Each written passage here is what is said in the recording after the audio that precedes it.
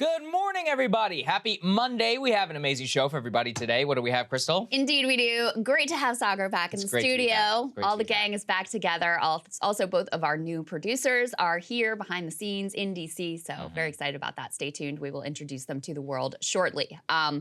Lots of news in the show today. First of all, there is actually a Speaker of the House now. Kevin McCarthy did win. We will tell you how it happened, the near fight that broke out on the way there. We'll show you that as well. Also, we'll do a deep dive, and Saagar and I are looking at different angles of that in our monologues, of exactly what the hardliners here won. So we've got all of that covered for you. Also, the president visiting the border for the first time since he has become president. Also, there have been some big policy changes in terms of the border and political fights to come. And massive violence breaking out in Mexico as well. Crazy images there that we will bring you today. Big news that we didn't want to miss in terms of labor contracts. The FTC looking at banning non-competes. This would actually be a huge deal, so we'll break all of that down for you.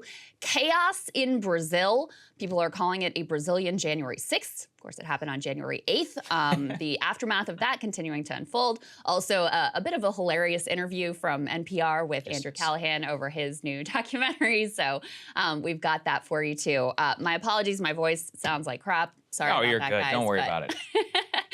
I'm feeling fine, so we'll get through all of this. And before we do jump in, though, live show in Austin. Put it up there on the screen. Austin, Texas, February 3rd. We are coming, guys. We've got the tickets almost sold out there. Go ahead and buy them. We've got Krystal, myself, and friends that will all be joining us. We're going to do fun stuff while we're down there in Austin. I think it's going to be a fantastic show. And you guys agree because almost all the tickets are sold. So go ahead and buy yours while you can. But with that, Kevin McCarthy. Yeah, it just sort of hit me. It was like, oh, shit, this is less than a month away. Yes, yeah, only a couple of weeks. Like, get my plane tickets and get ready to go and book my childcare and all that stuff. So the time is upon us. Okay, let us start with Mr. McCarthy, who is now Speaker of the House. Now, you guys have been probably following this. We followed it closely last week. Round after round of balloting. Ultimately, he won on the 15th round of balloting. That is the most in 100 years or something like that. And it just seemed like the 20, roughly, Republicans who were against him were sort of dead set. Ballot after ballot, no one was moving, nothing was changing. President Trump weighed in and endorsed McCarthy. That didn't really matter. All these negotiations were happening behind closed doors. But finally, Friday, there seemed to be a breakthrough. McCarthy was in meeting with some of the, not never Kevin, but like probably not Kevin group, and was able to sort of move them. And Friday morning, we had a ballot where a bunch of them switched over and were voting for McCarthy. So late Friday night, they're coming down to it. You have the last few holdouts, including Matt Gaetz, who's kind of been a leader of this group. Everybody's tired, everybody's exhausted, and the voting procedure is a little bit complicated because you have to win a majority of the people who are there, and if you vote present, it changes the numbers you need to get. Ultimately, they had a sort of like miscalculation. And they thought originally on this 14th ballot that all they needed Matt Gaetz to do was to vote present. Yes. But as it comes down to it, some of the people that they thought were going to vote for McCarthy ultimately only vote present, and then they come to realize that they actually need Gaetz to vote for McCarthy. So Gaetz then votes present, which means late at night, after they thought they had this thing wrapped up, they were going to have to at least go to another round of balloting, and that's when things started to get really heated between Gaetz and one of McCarthy's top allies, Mike Rogers. Let's go ahead and put this screen and I'll walk you through it. It's kind of in slow-mo here. So Gaetz is over there sitting next to Lauren Boebert. He's kind of looking down, not paying attention. You see Mike Rogers there is the one who's screaming at him, has to be held back and a hand put over his mouth. That's Kevin McCarthy walking away. And this was after McCarthy had gone over to try to persuade Gaetz to vote for him. It's clear Gaetz was like, no, I'm not doing that. That's when this all ultimately unfolds. But it was the ballot after that ultimately, you know, they got it together, they had the right maneuvers, Gaetz's present vote was sufficient, and McCarthy ultimately prevails. So it was very heated, it was very tense, but ultimately they were able to get it done. Let's go ahead and put this up on the screen from the Washington Post. They had a deep dive into the way this all happened and how it all went down, and actually some of the missteps that made from Kevin McCarthy. that made this much more difficult for him than maybe it ultimately should have been, because, you know, these are human beings. Some of them just really hate Kevin McCarthy. I put like Matt Gaetz in that category, and we're just not going to vote for him, period. And there was really nothing McCarthy could do other than not be speaker that would have satisfied Gaetz. But there was another group there who they have issues with the way that the House is run. Most of these are hardcore fiscal conservatives, like Tea Party types, rather than really sort of like, you know, Trumpian or populist types. And this is some of what I'm breaking down in my monologue. And part of what they were really frustrated with is that McCarthy had a level of arrogance towards them and condescension towards them. And the initial concessions that he offered were sort of rigged to maybe on the surface level look like he was really bending to them and offering them, but it contained a lot of obvious loopholes that were going to allow him to maintain control of the House and basically the way that it's been operating. And they were really offended by that, because they're like, basically, what, do you think we're stupid? You think we're not going to read the fine print and realize the game that you're playing here? So I'll just read a little bit of the ending here of how this all went down. This is before, you know, this is when they're getting those final holdouts to be able to come to heel. They say they huddled in the office of Majority Whip Tom Emmer. McCarthy told these moderates that he had gathered there in 4 holdouts that his offer was to become the 55th Speaker by significantly weakening the position and empowering his party's hardliners. The meeting, according to people present and brief, became a turning point in breaking the impasse, as much for the terms of the deal as for how it reestablished trust between the two factions. A small group was selected among those who had shown good faith in weeks of negotiations and turned into what was described as a therapy session, which gets, again, to some of the feelings that were rubbed raw. The holdouts explained that McCarthy had offended them by rejecting their wish list of committee assignments after he'd been the one to ask for it, and for delivering a fiery speech to the Republican conference saying he'd, quote, earned the job. That was something we highlighted last week as kind of an arrogant and obnoxious thing to say that seemed to piss people off. The moderates, in turn, gained assurances that the concessions to the hardliners were not unreasonable and wouldn't be abused. So that's ultimately how this thing all came together. Yeah, let's go ahead and put the third one up there on the screen. The actual rules package here really goes and is important to go through. Number one is the motion to vacate, that one member can force a vote to overthrow the speaker at any time. This is akin to the British system or a parliamentary system where you get to call a vote of no confidence if you desire, and it's literally something any member of the House can do. And also, it was like this. This is how things were until recently. So it's not that big of a change or break from precedent. Really, I think the way to describe this entire rules package, aside from the specific concessions, the pay-go to cut-go, constraining the debt limits, the 3/5 to raise taxes, allowing the 2-minute vote, 72 hours for bills, dynamic scoring, changing the name of the Education Committee and the new COVID Select Committee, what this all really is, Krystal, is the erosion of the strong speakership. The strong speakership is something that emerged sometime around the Sam Rayburn era in the 1940s, kind of the iron will of being able to move things in the way that you wanted. It ebbed and flowed, but really was crystallized then with Tip O'Neill, and then finally Speaker Pelosi put it all together. They're the ones who used House leadership and their long-running speakerships to basically erode any opposition and consolidate all the power within the speaker themselves. This is one of the first times in modern American history where you had enough of a contingent willing to force many of the rule changes back to the way that the House was run, really in the pre-World War II era, in terms of the level of control and ability for any individual member of Congress to actually try and force some stuff through. So actually on that front, I'm quite happy about it. Even if you disagree with what the Freedom Caucus guys and all of them want to do with their power, having a weak speakership actually just opens up all kinds of very interesting possibilities, especially in terms of committees and some of the Democrats. And because the House is so really almost evenly divided, Democratic power on the committees is going to be more so than previously. And actually, it's possible that some compromise could actually go through, not on the major top-line stuff that you and I would pay the most attention to, but really more on the downstream in terms of work with the Senate for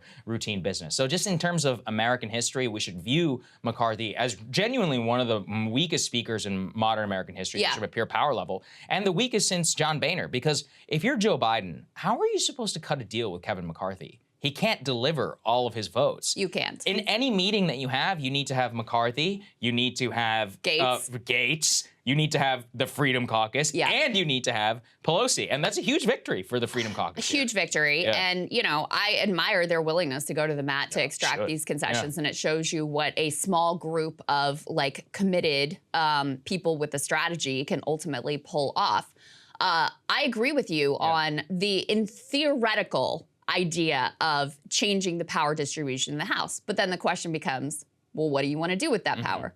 And the things that they want to do with that power are all terrible. And you know, this is not like a secret. They were out front saying like, no, we want to cause a debt ceiling showdown and force massive cuts. And there are some pieces of this that I support, like their defense spending cuts that they have floated. We'll see if that ultimately comes to fruition. But they also, you know, this is a real return to the sort of hardline fiscal austerity deficit hawk focus of the Tea Party era. Because ultimately, you know, Gaetz, he led this group, but it really wasn't him that they were negotiating with. So to the extent that he has like different heterodox views or whatever, that isn't reflected that much in the concessions that were actually granted. The bulk of the concessions are really to the sort of like hardline fiscal austerity Tea Party faction. They want to balance budget in 10 years. They want to use the debt ceiling to force some sort of massive social spending cuts. They want to change the government appropriations process so that they also, you know, can go after certain agencies and certain budget line items that they really disagree with. Those things are all going to potentially have major ramifications for the American public, not only in terms of the social spending, which could get cut, which disproportionately benefits, you know, working class people. They also have this rule in here that you have to have 3/5 of the House in order to raise taxes. So they're clearly trying to protect like low tax rates for the rich. And also the sort of chaos that comes from potential economic disaster from failing to lift the debt ceiling, potential economic disaster from threatening another government shutdown. So the power redistribution, that part is actually either neutral or affirmatively good. What these people plan to do with that power is affirmatively bad. And I think it's unlikely, just because constitutionally the more moderate parts of the caucus are less likely to like wield this power in this hard way. They're squishes, right? Yeah. This is the group that wants this power and has an agenda of what to do with it. So, you know, the Trump movement of the Republican Party and a sort of like different heterodox economic policy, the sort of things he ran on back on 2016, that has long ago crumbled away. And so in the absence of any alternative ideological program, well, we know what all of these DC think tanks want. We know the dominant ideology that gets funded and backed and pushed within the Republican Party. And so in some ways, this to me seems like actually a return to pre-Trumpian politics, where the Tea Party ideological agenda was really the ascendant force within the caucus. A lot of that came through in the interview with Jim Jordan, where he talked about some of the priorities on how the Freedom Caucus and them are going to behave under Kevin McCarthy. The Wall Street Journal editorial board says this: the price for Speaker McCarthy, it says, the pressure for defense cuts will be great. That's a terrible signal to send adversaries who are increasingly belligerent. But is that now the message that the Speaker, the GOP, is sending, that defense spending at a time you mentioned our military is struggling could potentially be on the chopping block because of this deal that was made? Well, Shannon, we got a $32 trillion debt. Everything has to be on the table. We're on pace to spend $500–600 billion in debt payments, and just to deal with interest payments on servicing that debt. Maybe focus on getting rid of all the woke policies in our military. We'd have the money we need to make sure our troops get the pay raise they deserve. We have the weapon systems and the training that needs to be done, so we're ready to deal with our adversaries around the planet. That's what we want to focus on. So, but you got numbers like that, a $30-some trillion interest payments to service that debt where they're headed this year. You had better look at everything, and frankly, we'd better look at the money we send to Ukraine as well.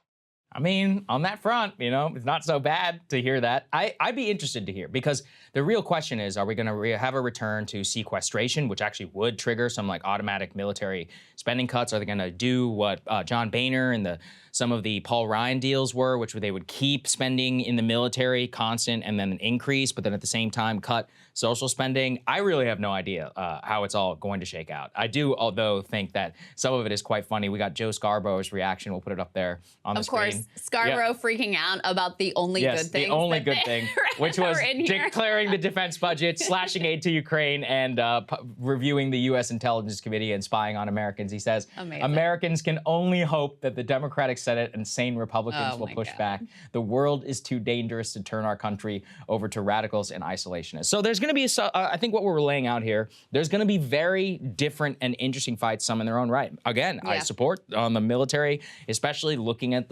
some of the budgets, and also especially with the aid to Ukraine and possibly having Inspector General. I think it'd be great. I'm doing my whole monologue on why I think the Church Committee 2.0 is a fantastic idea and one of the ways that they could really bolster it. At the same time, you know, cutting social spending. I was just looking at a poll this morning in terms of people who voted for the Democrats in the midterm elections. And the very top thing, actually, that they said that they voted for, I have it in front of me, is 78% said they were doing so to protect Social Security and Medicare. Wow. So clearly, I mean, it was a very resonant message in the midterms. And lowering inflation was actually their fourth priority behind climate change and abortion for people who voted Democratic. And clearly a lot of people, much more than expected, voted Democratic in 2022 in the midterms. I think that in the last phases of the midterm elections, there was actually a lot more talk and a lot more of hitting Republicans on their plans to slash Social Security and Medicare. And that came directly out of, remember, Senator Rick Scott put out his plan that was like, we're going to have to vote on these things and then sunset over 5 years or whatever he put out there, which is like